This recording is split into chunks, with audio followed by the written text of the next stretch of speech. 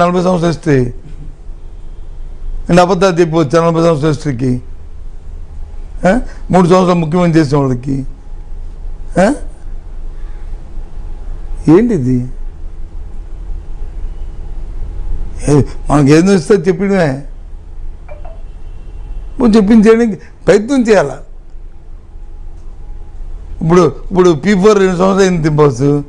నేను మొన్న చెప్పాను P4 పథకం పెట్టారు.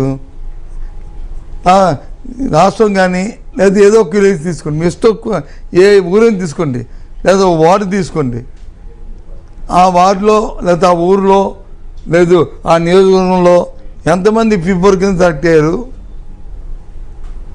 వాళ్ళకి ఏం మీరు ఇస్తున్నారు, ఎంత పర్సంటేజ్ ఇచ్చారు, కనీసం 5% ఇచ్చారని చెప్పనండి. నేను తిరుపతి వెళ్దాం అనుకున్నాను కానీ గుండె గీసుకుని తిరుపతి మనిషి ఇక్కడే గీయించుకుంటాను. ఎందుకు ఇది ఇలాంటి మాటలు? పథకం పెట్టినప్పుడు లిమిటెడ్గా పెట్టుకో ఎక్కడెక్కడ అని, అంతేగాని ఎంతమంది ఎంతమంది దాని గురించి ఒక స్కీమ్ అయితే తీశారు. ఏది ఇక 50 years లోపు 15 నుంచి ఇస్తానన్న అమ్మాయిలకి ఇస్తాను పారితోషికం 15,000 రూపాయలు ఉంది కదా ఆడపిల్లకి, 15,000 రూపాయలు ఆ స్కీమ్ అయితే తీశారు. ఆడపిల్లకి ఏమిటి ఏటి రాజధాని కాదు, రాజధాని కడుతున్నాడా అమరావతి? అదే దోపిడీ చేస్తున్నారు, దోపిడీ చేస్తున్నారు. అదే కడుతున్నారా? వాళ్ళు కడుతున్నారని నమ్ముతారా? మావిగానికి ఆయన ఇచ్చిన డెఫినేషన్ ఏంటి? ఎవరు? అది కాదు, జగన్ గారు ఇచ్చిన వాళ్ళు ఇచ్చిన ప్రెస్ మీట్లో ఇచ్చినది ఏంటి?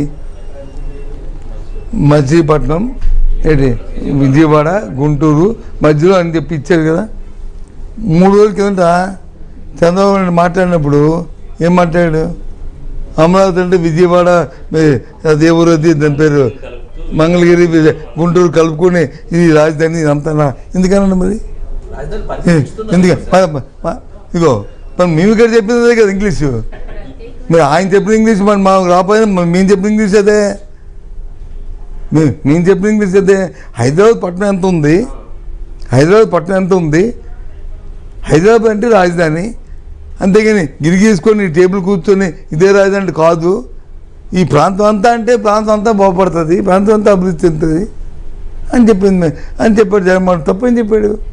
దాన్ని వచ్చి 10 విధాలు దానికి ఒక్క భాషలు చేసి మరి ఇప్పుడు ఆ కోపం వస్తాడు ఈయన చంద్రబాబు నాయుడు.